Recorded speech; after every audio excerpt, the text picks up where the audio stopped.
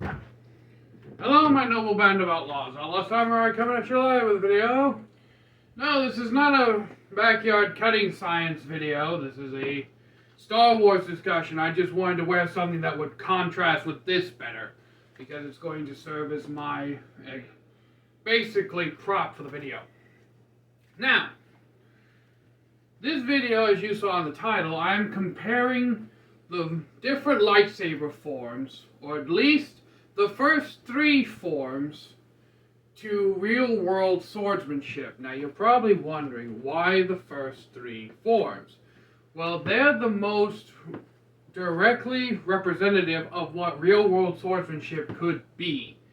The other four forms start to really delve more into lightsaber-only usage, in my opinion. And the first three are the only ones that I really have a full, decently available knowledge of. If you want me to compare the other four forms, leave them in a comment down below, because there are 7 basic forms of lightsaber combat.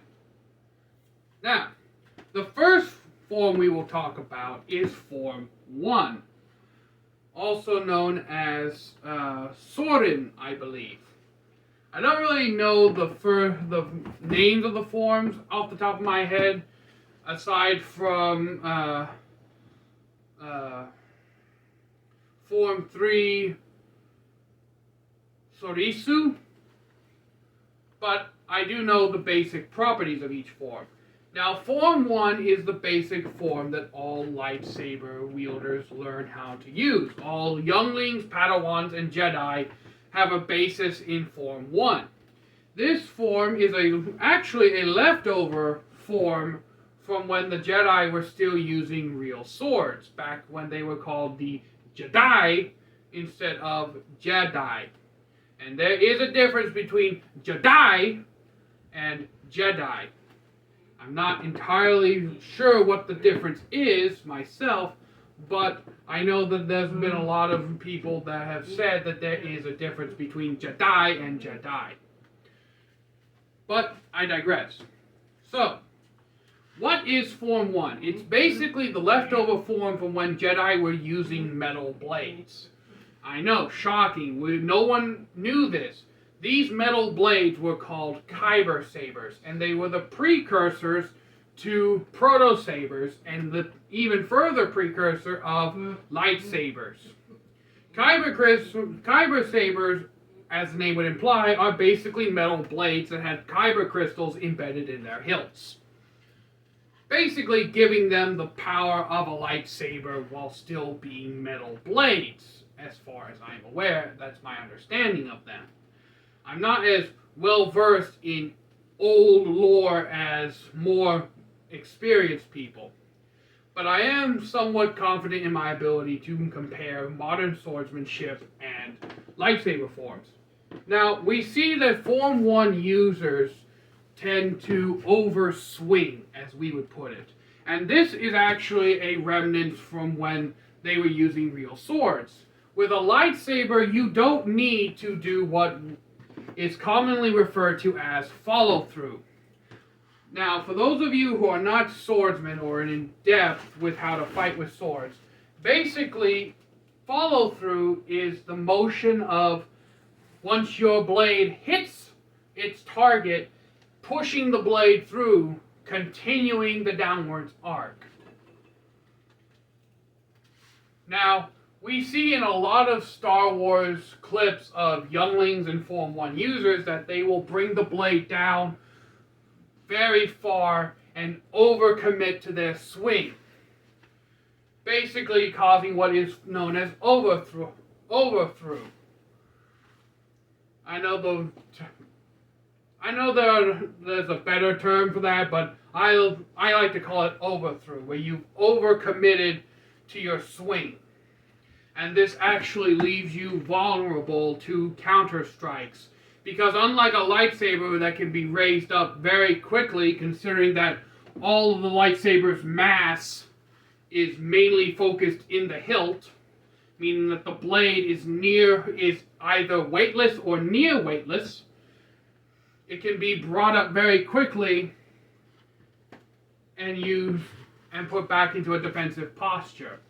Whereas with a sword, if you've overcommitted to your swing, there's only a really few ways that you can recover from an overthrow. That is either by changing your footwork to gain distance from your opponent and bringing the blade up at your leisure, continuing the overthrow until the blade returns back up, basically allowing that arc to continue until the sword comes back into guard, which is how a lot of Montante and Zweihander great sword treatises teach you how to recover the blade, basically keeping the blade in motion. Or third, you utilize the lever system you have on a blade and push down on the pommel and kind of kickstart the blade back up. Alright?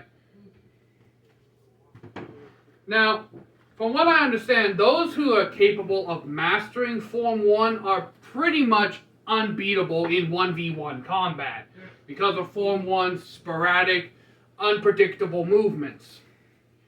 And this can be also attributed in swordsmanship in the real world. There are things called feints. Basically, what feints are is you'll basically telegraph your move. Like if I was going to cut, but instead of committing to the cut, midway through, I turned it into a thrust. This is what's considered a feint. And it's very useful in dueling, especially if you're a very experienced swordsman going up against a novice swordsman. This happened a lot in history, especially with judicial dueling, where many times you would have a very proficient sword fighter, let's say a lord, or even arguably more terrifying, a Landsknecht or a man-at-arms, basically someone whose entire basically someone from any kind of warrior class that has seen battle many times, has lived through many battlefields, has a taste for battle. And they would see these young, arrogant boys, and they would, if their honor was insulted, they would challenge them to a judicial duel. Thankfully, unlike what Hollywood would tell you, most judicial duels in history didn't really end up with the opponent dying. They were mainly to first blood. Basically, they were to whoever was able to land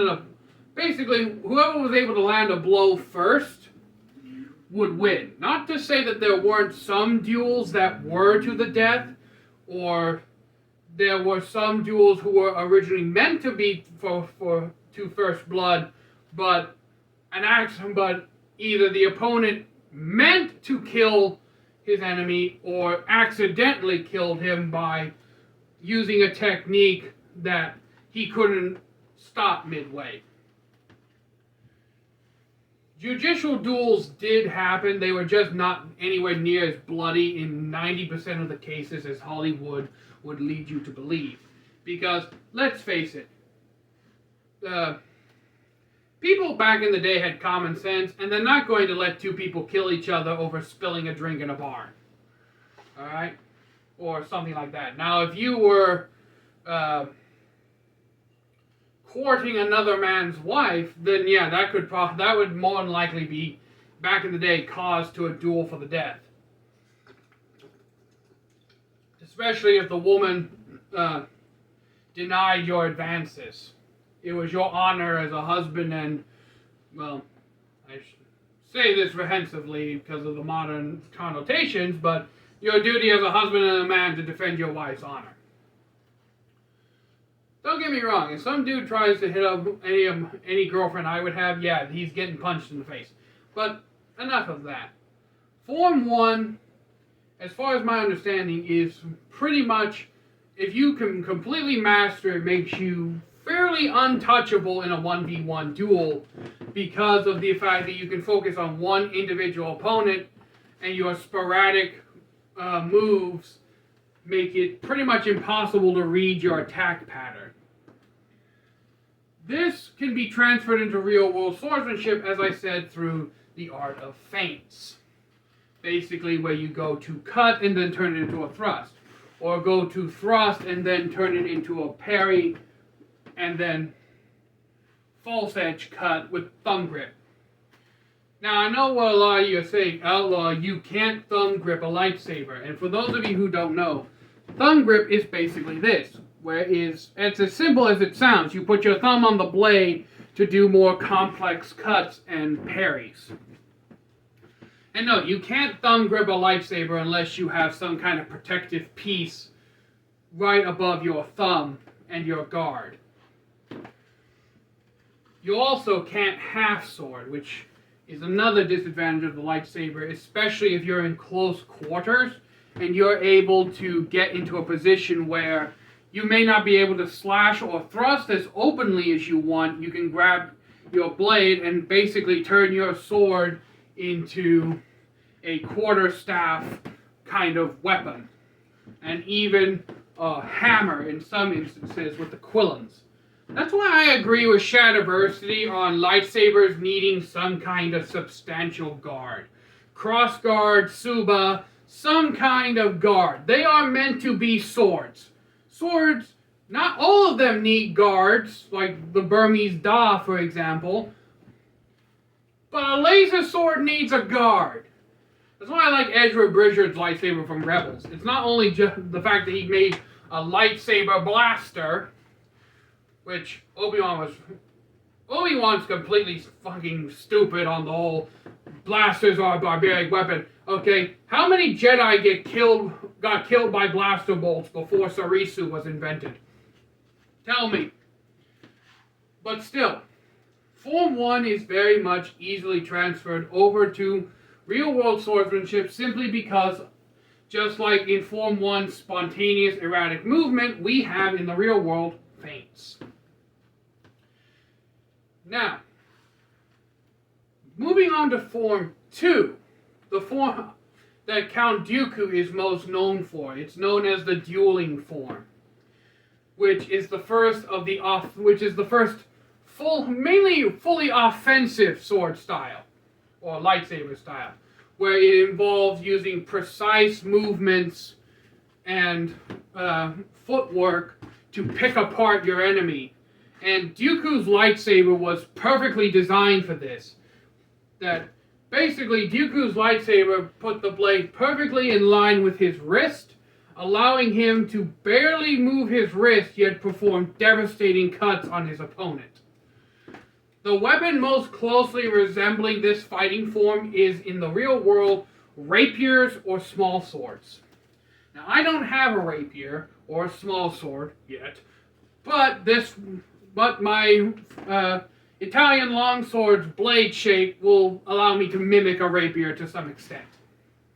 Now, Dooku tends to move in a cross-shaped diamond formation when he moves forward, back, left, to right. And it's not just because Dooku's actor in the real world was also a prolific fencer. It's also that Form 2 is a fencing form. It was designed purposely to go against other lightsaber users, just as rapier forms or any form of swordsmanship in the real world was meant to go up against other swordsmen. Now, the Jedi basically frowned upon this, especially Yoda, in Yoda's infinite arrogance.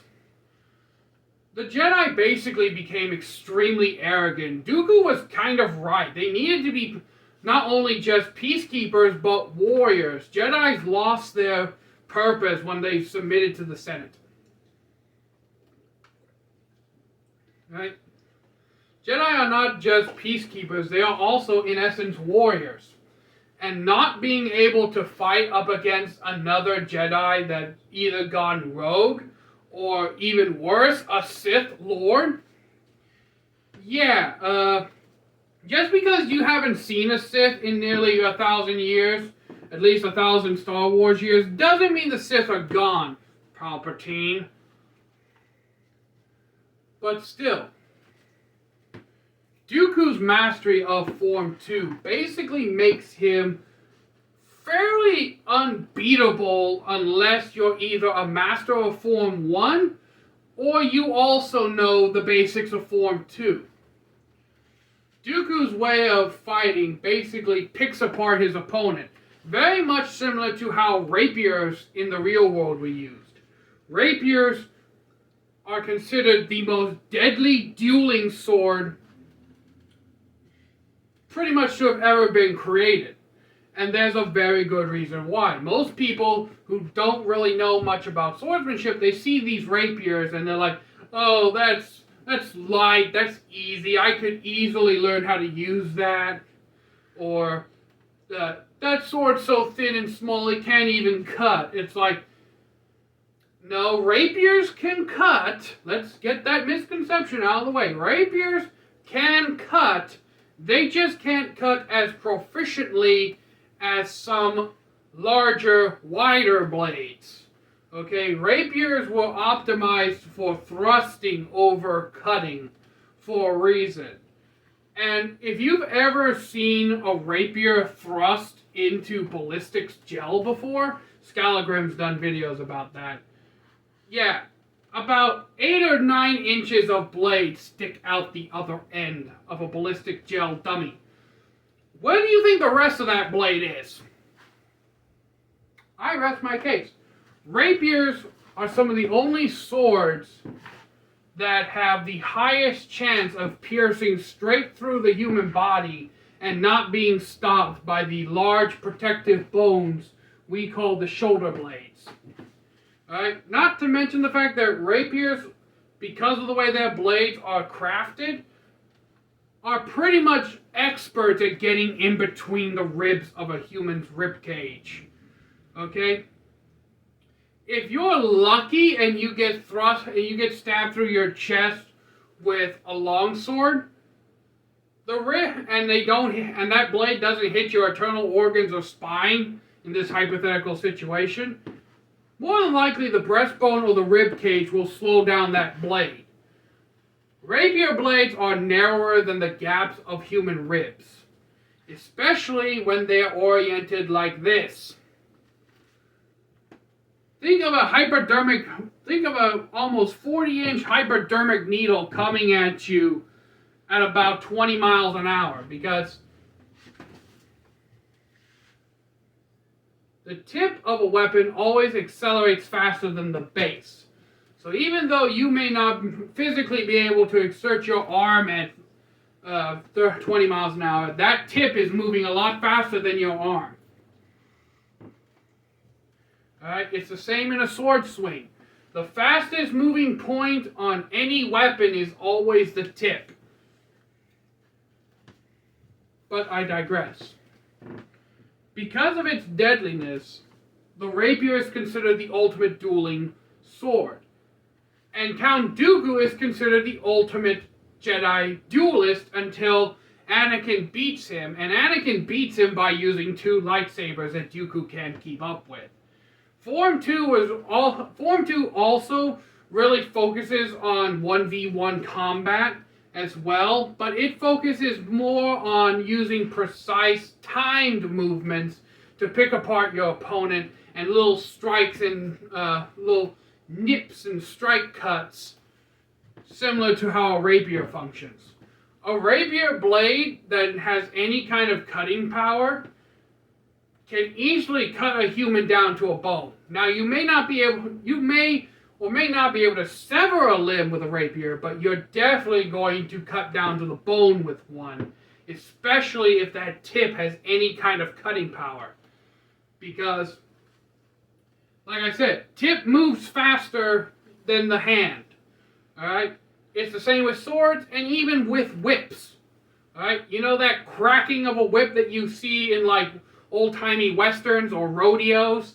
That whip is cracking at 700 miles an hour. That is the speed of sound. That thing is breaking the sound barrier.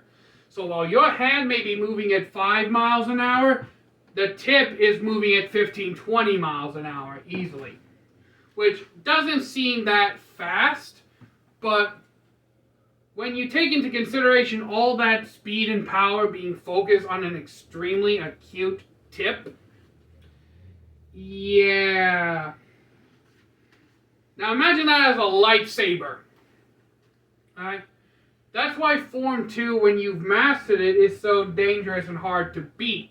Because it takes the basic fundamentals of Form 1, which is basic lightsaber combat, and extremely focuses on the precision and the accuracy, allowing you to pick apart your opponents.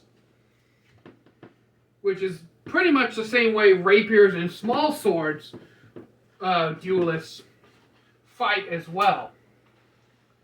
Now we get on to Form 3, which is Sorisu, the defensive form.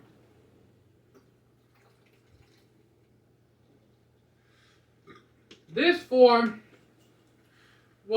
is oddly enough not only the most defensive form, but also arguably, in my opinion, the most practical form that every Jedi should learn. And this is a defensive form that was created on the battlefield. Basically, its entire purpose is to put the Jedi in a state of trance using the Force to be able to block, parry, or redirect blaster fire, basically making it so that the Jedi either has minimal contact with blaster fire or can completely just walk through an army of droids like it's nothing. And Obi-Wan is the master of Sorisu. He's the most skilled at using Sorisu and arguably the most dangerous at using it. Now, Sorisu does have a drawback. Because of its high defensive ability, it doesn't really have any kind of attack format, which in modern swordsmanship, Sorisu would basically be equivalent to longsword fencing. Where in longsword fencing, you have a lot of different blocks and parries, where you really focus on parrying your opponent's edge or blocking your opponent's blade, and then locking into a bind, and then kind of twisting your way around the bind. And for those of you who don't know what a bind is in sword lingo, this is the blunt side of this. It's basically when two blades lock together. You know, the classic Hollywood trope of, you killed my second cousin, fourth father twice removed, prepare to die. Like that. Alright? But you see the two actors just push their blades together and have lines of dialogue. It works well for a fight and for choreography, but in a real sword duel, what would happen if you engaged with someone in a bind for that long is basically one of two things. One, your opponent's going to wind his blade around yours to get to you, or you're going to wind your blade around your opponent's to get to him, or he's going to wind his blade around yours to get to you. Alright? No one would stay in the bind for that long in a real sword duel unless they were literally just trying to have a conversation or just fucking playing around. Now, not to say that this is impossible, but if we were to basically compare Sorisu to swordsmanship in the real world, it would have to be from a medieval era, where bows were still the prominent weapon of choice. And here's the thing, you can see an arrow coming at you in flight. Okay, it's moving slow enough that you can see it, but may not be able to react to it. Now, there is actually a real-life test in Japan where someone will fire a Kyudo bow at you, and you will cut the arrow out of mid-flight, either from a standing start or from a sheathed draw. But either way, that arrow's coming at you. Now, this phenomenon is basically the entirety of Sorisu, but blown out of proportion, taking advantage of laser space sword and space wizard magic. Alright? Now, I say that it's most comparable to longsword fencing because of all the binds, the winds, and all the different forms of parrying you can do. False edge parry into true edge strike, false edge parry into true edge cut. Hell, you can even parry with the cross guard into, like if your opponent strikes like this, your opponent gets into a bind with you, you can ram the cross guard up, lock your opponent's blade, and get into grappling. Sorisu does something similar in that it gives you an ultimate defense against blaster bolts. But, here's the caveat to that. Sorisu only works with a lightsaber because of the amount of sporadic, constant movement you need to do in order to make Sorisu work. There's a reason why lightsaber forms and sword forms are very different. And that is, lightsabers have far less mass that they have to deal with. Alright? You're not dealing with a hunk of steel that has mass from the tip to the pommel. You're dealing with all the mass centrally located into one area and a almost completely weightless to near weightless blade made of pretty much photon energy that has been encapsulated in a magnetic field. That's basically what I think lightsaber blades are. They're basically photon energy that has been encapsulated in a magnetic field. And when these two magnetic fields meet, there's obviously resistance. That's why we see those big flashes whenever lightsabers cross. And whenever they stab into metal, the photons are free to basically interact with the metal, thus allowing them to melt and cut their way through it like a plasma cutter. But, what do you think? That's the important thing. Now, because of the space magic involved with using Sorisu, there's really not a lot of real-world equivalents to it, except for one, and that is with Zweihanda and Montante fighting, where you use big sweeping motions to block incoming attacks from pikes, other swordsmen. Sorisu is basically the Star Wars equivalent of crowd control fighting. Alright? Where it lets you basically control the crowd of blaster fire. Now, because of its near completely defensive nature, Sorisu has one other weakness, and that it doesn't have any kind of attacking techniques. Basically, what Sorisu masters will do is they'll use their superior defense to wear you down, and the moment you show an opening is when they'll just fully commit to a powerful strike to end you. That's what's so dangerous about mastering Sorisu to the extent Obi-Wan has, and that is not also integrating other forms and techniques. Swordsmanship is not rooted in learning your basic same techniques. If everyone learned the same kind of forms and stances in longsword, no one would ever be able to win a duel, because you cut one way, your opponent was like, oh, I know how to block that and counter that. But your opponent would know how to block your counter and do a secondary counter of their own, and it just becomes a flail of continuous counters to one another. Same with lightsaber combat.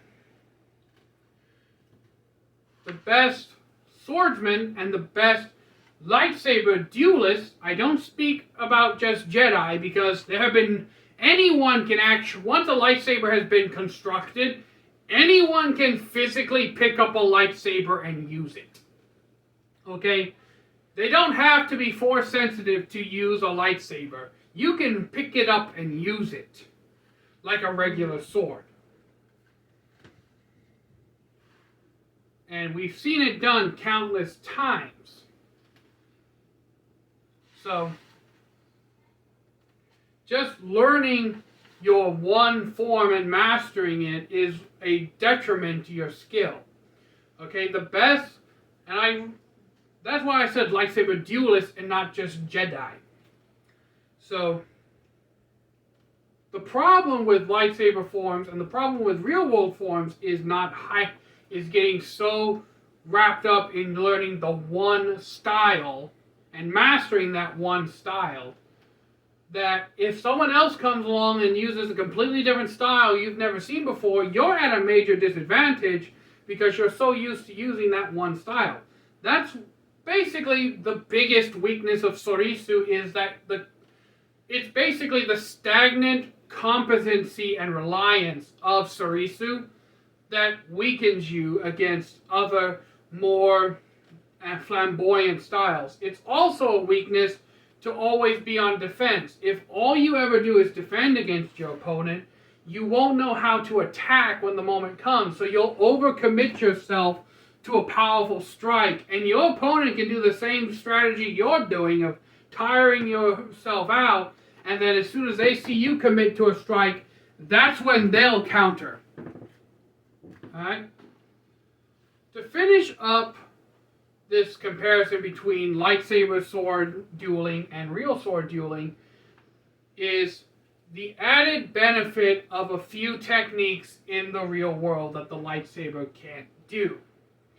These are half swording, which is, if you're in a tight enclosed space, the ability to basically grapple with your sword, turning it into a quarterstaff. Thumb grip, which allows you to do a lot of those false edge cuts and parries a lot easier, as I demonstrated before, unless you have some sort of protective thing above your lightsaber guard or where you put your hand. For example, if your blade starts here, then you could if the lightsaber blade itself starts jutting out from this point, then yeah, you can do that. But if it doesn't, I suppose you could do this, but it's not as effective as when you can butt your hand up against a good solid guard and perform the same technique. With long swords and any kind of sword as a crucifix guard, you also have the murder stroke, which is where you basically turn the Quillons into a war pick. You can do this with lightsabers in show as well, but also I'd like to point out pommel bashing. Bashing their skull in with a pommel. And also being able to rest the blade on your shoulder or your arm as kind of a sliding parry to turn into a cut. Alright? It's not easy to transfer lightsaber forms over to real world sword fighting because we have to deal with real world physics, unfortunately. But it is fun to compare and contrast the lightsaber forms. But let me know in the comments down below what you thought about this, if I missed anything, or if I excluded some information about the lightsaber that you felt would be crucial to a more in-depth analysis. So, until next time, my noble band of outlaws samurai tells all y'all, these crazy rednecks, be safe in using your weapons. I'm out, peace, and I will be trying to get my content back to somewhat more regular scheduling.